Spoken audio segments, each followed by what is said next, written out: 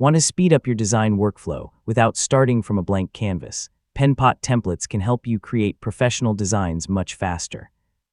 In this tutorial, I'll show you how to use Penpot templates in 2026, including how to find them, customize them, and save your finished project.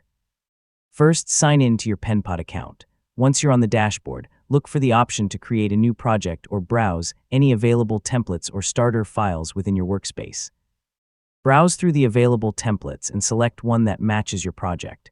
You might find templates for websites, mobile apps, dashboards, landing pages, or user interface kits. Pick the one that gives you the best starting point. After opening the template, begin replacing the sample content with your own. Update the text, images, icons, colors, and branding so the design matches your project.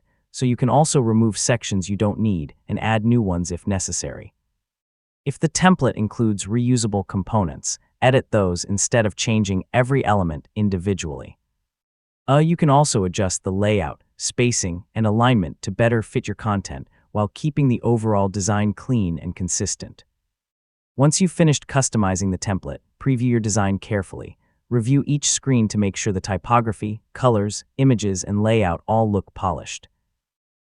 Fix any small issues before moving on. When you're satisfied with the final result, save your project. If you need to share your work, export the design using the format that best fits your workflow, or invite teammates to collaborate directly inside Penpot. And that's it.